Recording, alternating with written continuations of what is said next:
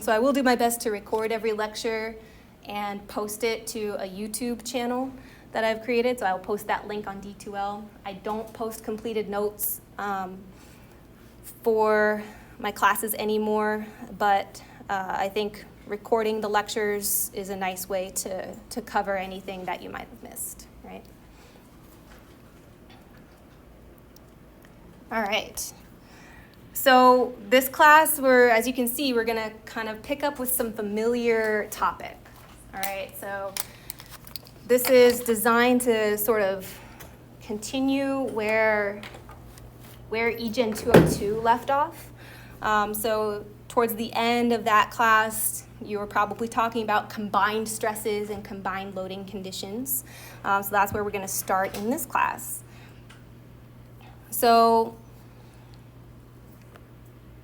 all right, every system is a little bit different in how it displays things and handles things. So I just gotta see what you're seeing here. All right, so first of all, some basic assumptions that we make, right, with our general combined loading stresses that we're talking about here. We're going to assume that the material is elastic under the total load state, right? So after all the combined loads have been applied, we assume the material is still elastic.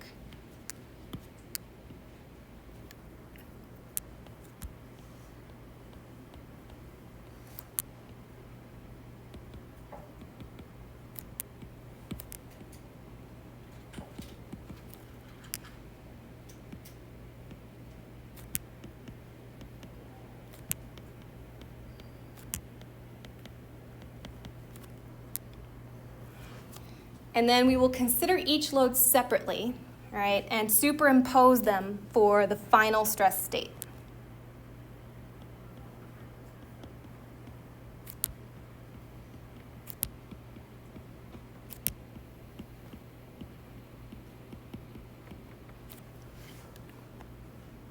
Try to zoom in.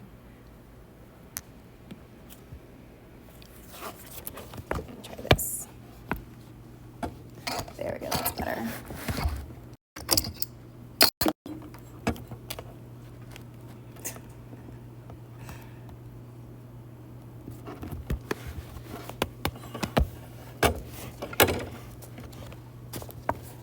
Bear with me here.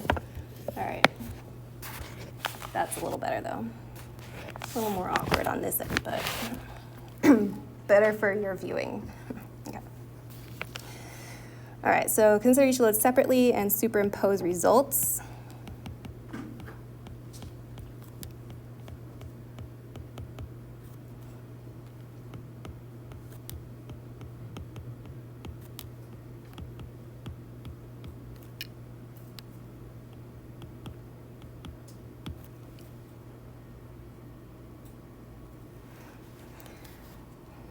And usually our goal here is to determine the point of severest stress.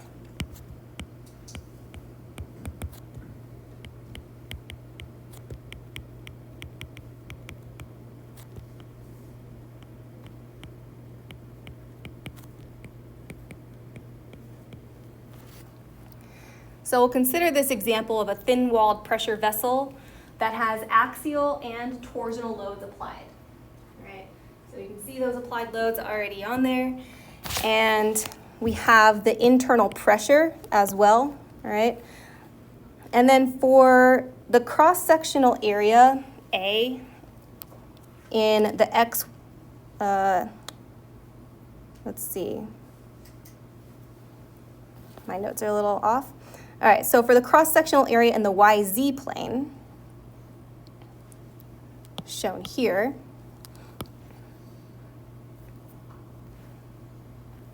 all right, we've got pressure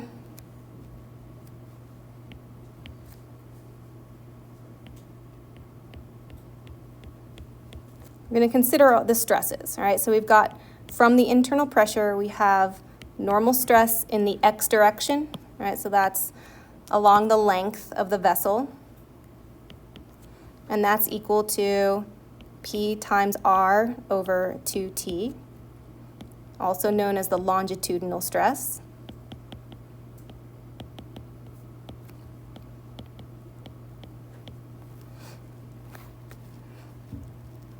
also from the internal pressure. We have stress, let's see, I'm just going to call that sigma for now. We have hoop stress, all right? So hoop stress is PR over T. And the reason I didn't call that sigma y is because it's only sigma y if you're over here on this point, right? But once you get to other points in that cross section, that plane rotates, and if you're at this point, it would be sigma z, right? So I'm just going to leave it as sigma for now. I can make a note here that says it'll be in the YZ plane. How about that?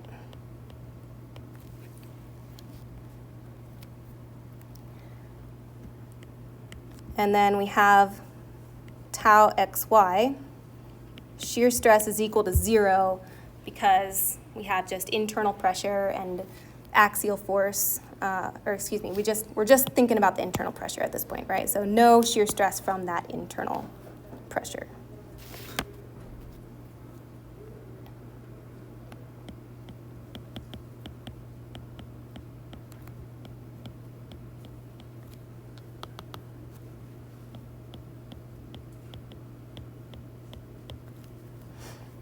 All right, then from the axial force,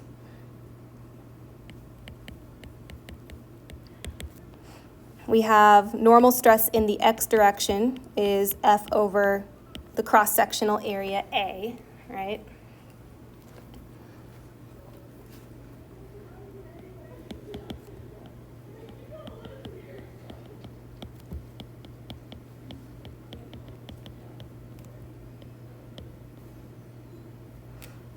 All right, and if this is a thin-walled pressure vessel, all right, so say thin-walled,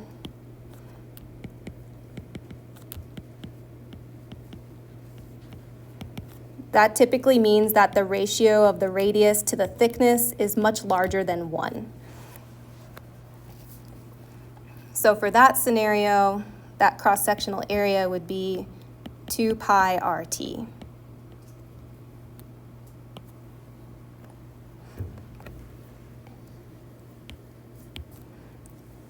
And then from the applied torque, we just have a shear stress in the xy plane equal to torque times R over J. All right, where J is your polar moment of inertia.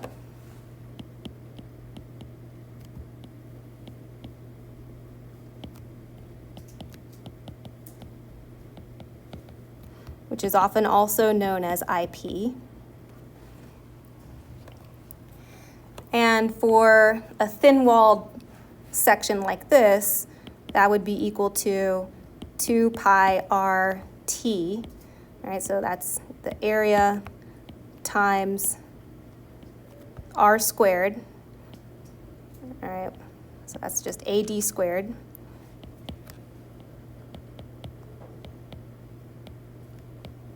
Or 2 pi R cubed T.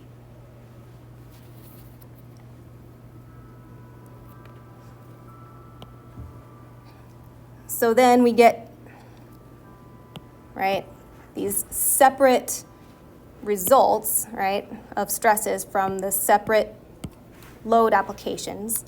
We add them up, superimpose them to get our total stress state.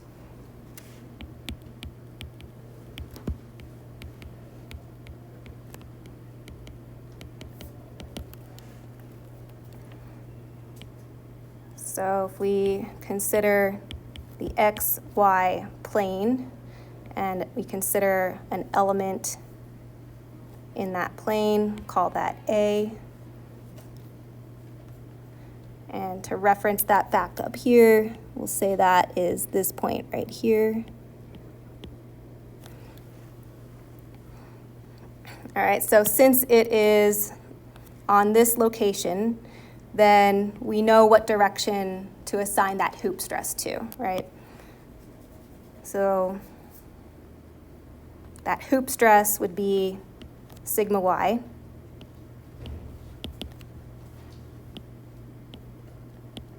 PR over T in the y direction.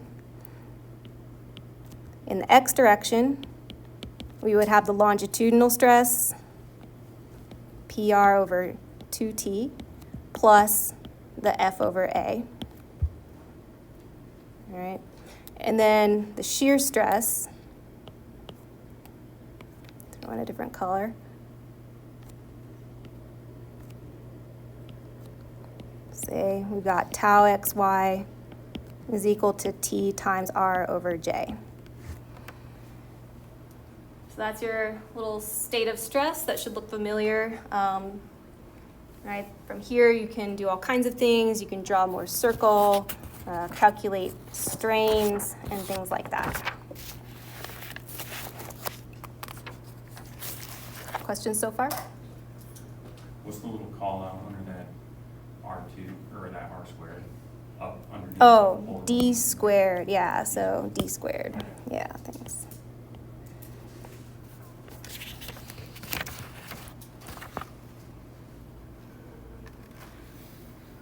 All right, so now let's consider thin-walled pressure vessel, but this time with bending loads. So if we consider, still have that internal pressure, and then now we have an applied moment, right? And I'm going to clarify this because it usually leads to confusion otherwise. This applied moment about the z-axis is a function of x, so it could vary along the length.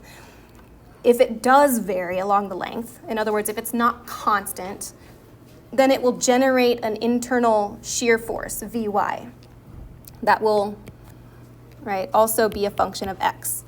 So that's your bending shear. Now we'll consider 3 points on this cross-section. Got A, B, and C. I've already got the stresses outlined here from the pressure and bending moment that we'll look at first. All right, so here we've got at point C, all right, this is what we have. We have our longitudinal stress in the x direction, hoop stress in the y, all right, so point C is over here, so that here. So that hoop stress is in the y direction, and tau xy is equal to 0. If we consider points A and B,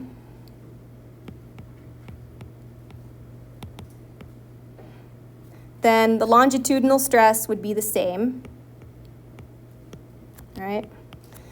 The hoop stress would be sigma z, all right?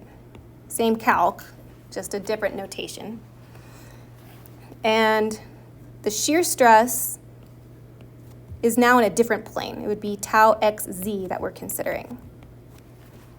But it would still be equal to 0 from that internal pressure.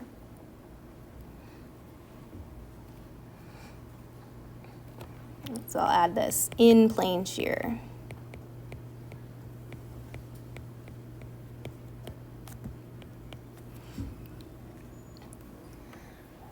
From the bending moment, we would have normal stress in the x direction, right? And that formula is negative my over I. In this case, it would be specifically moment about z and moment of inertia with respect to the z-axis, causing that normal stress in the x direction, right? So remember that this y is a variable, right? It's a variable distance from the neutral axis.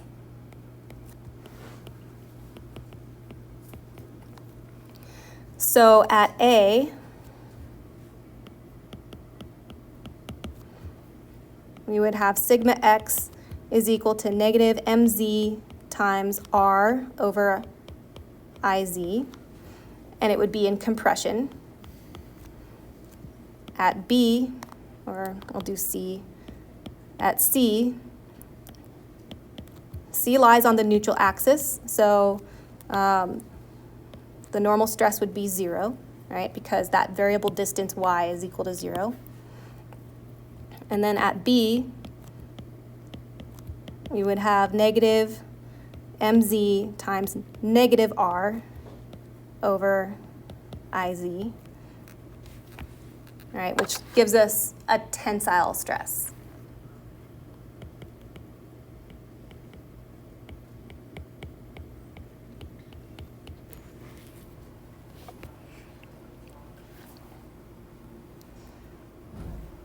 And then I'll make a note here, all right, so for a hollow thin-walled tube,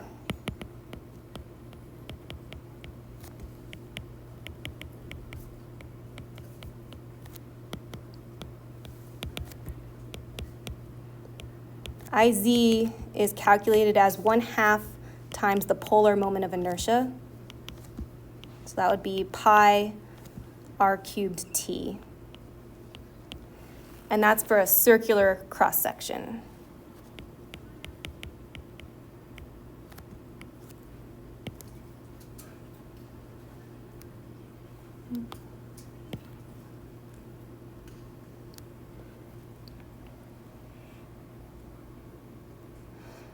All right, so then moving on to the bending shear force.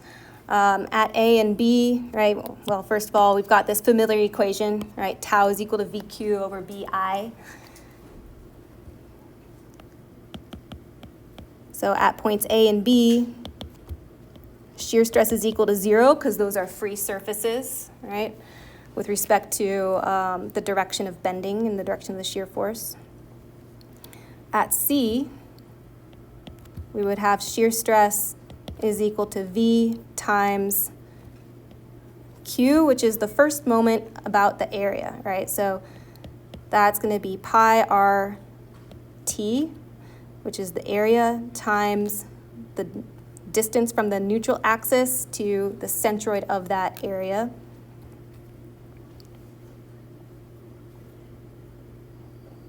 We'll do a recap on how to calculate that Q later on in the class. This is just a quick refresher. So that's A times Y. And then in the denominator, we would have 2T and IZ. All right, so that 2T is your B. All right, it's the total material width in the cross-section at the location where you're calculating shear stress.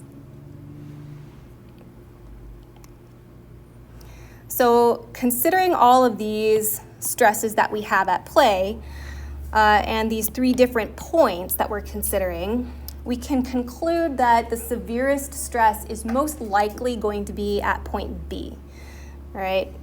And that's because, well, I'll ask you, why did I come to that conclusion, that it's at point B?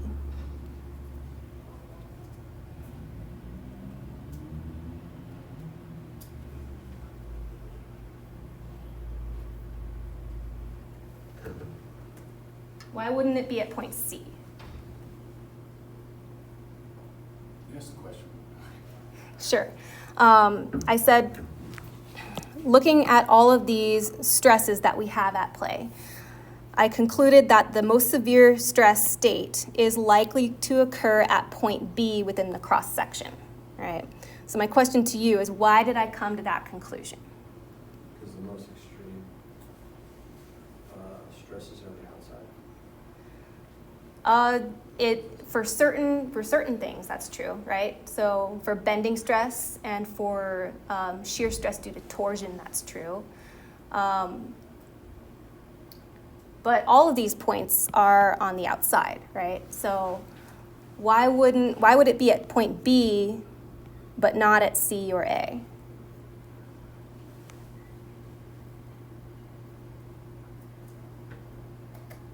C is at the neutral axis with the bend, so it won't have any of the bending stress. Good, yeah. And B, it's in tension, which like will fail as you quicker. Easy. You're on the right track. You're really, really close. It's in tension, all right? So we don't know anything about the material yet. Like we don't have enough information to assess failure. But we know that point B will be in tension from bending, right? But we also know that all of these points will be in tension from the internal pressure, right? So the combination of that tension at point B from bending and the tension from the internal pressure will make that sigma x greater than it will be at point A, right? So that's how we can come to the conclusion, this is a very qualitative assessment, right? Of course, if you have numbers that you're plugging in, it would probably be more obvious at the end of the day if you do the calculations right. But it's important to be able to do these high-level assessments and take a look at the problem anticipate where you would expect to see the greatest stress, right? So try to do that as you go through problems in this class. Try to anticipate the results. So I'll complete this sketch here. So if we consider a point at B and draw that, that stress element, all right, so we're in the XZ plane there. We have our sigma Z would be that hoop stress, PR over T, and then sigma X, we would have PR over 2T plus MZR over IZ.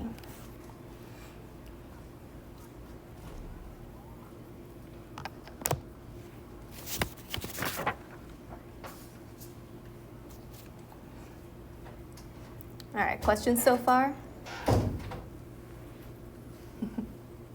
Everybody wants this room.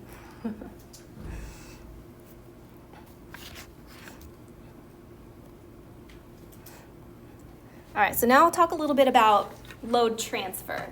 Because sometimes to facilitate our analysis, it's convenient to transfer all of our loads to a single axis, right? So the steps are basically transfer the load to the centroid of the main member that you're looking at, and then transfer along that main member to the extreme stress state. So we'll look at two scenarios here, all right? And in both of these scenarios, we're going to assume that this red line represents a rigid element.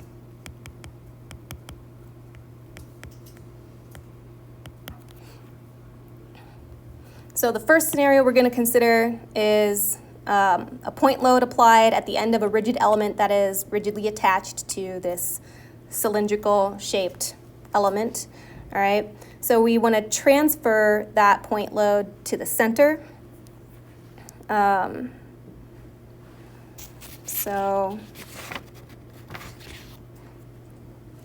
right, so we transfer that point load to the center, and then we have to add the moment that it causes about that point, right? Because in reality, it's offset.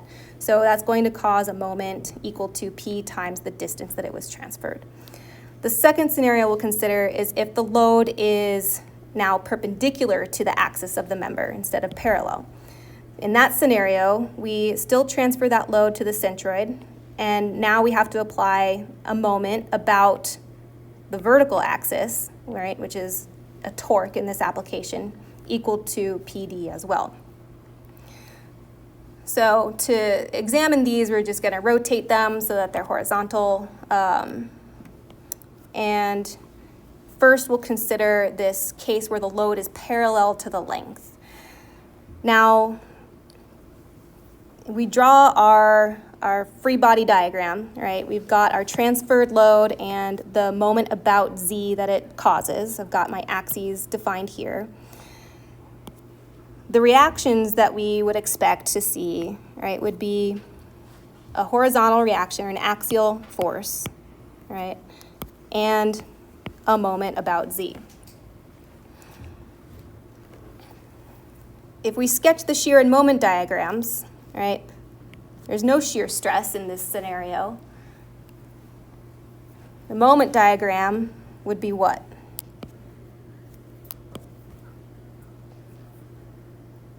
Just describe a description.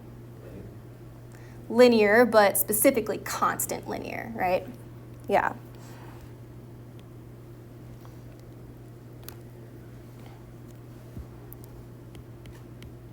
So it'd be constant value of negative mz.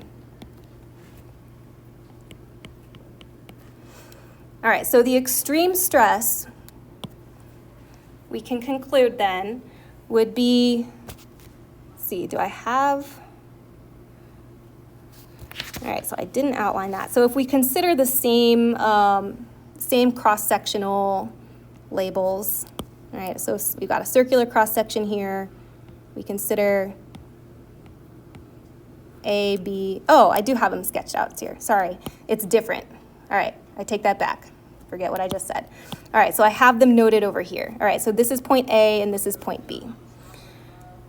So we can expect that the extreme stress would be located at point B and specifically at that fixed support, right? Because that's where, or I guess in this case it doesn't matter, right? So because the moment diagram is constant along the length, the extreme stress would be just at point B all along the length of that member.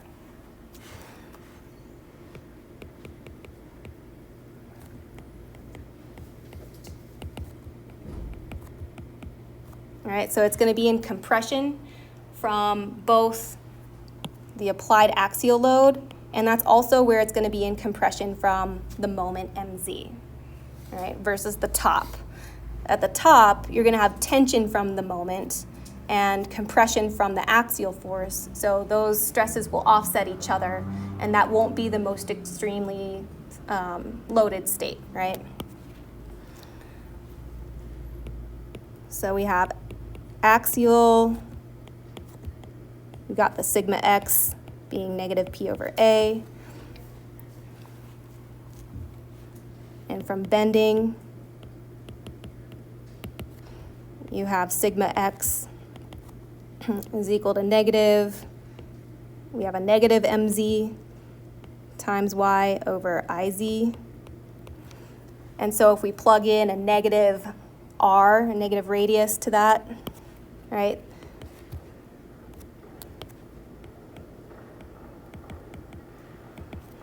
Then we get a negative mzr over iz. I'm going to go ahead and substitute in p and d for mz.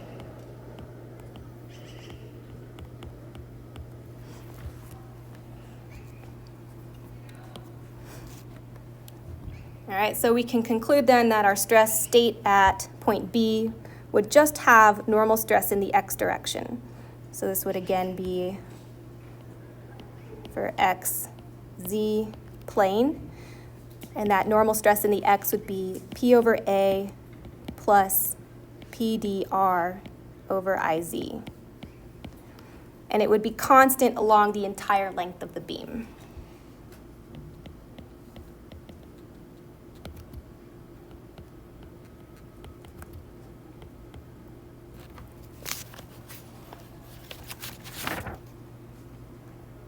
All right, so we're about out of time, so we'll just wrap this up next time with the other example and then a few comments on axes and the handouts that are given, and then we'll dive into strains. All right, so we're gonna just kind of speed through some stresses and strains in this class, and then we'll start getting into spring foundations after Moore's circle. Yeah, Moore's circle, everybody's favorite. Keeps coming back. Yes, you haven't escaped it yet.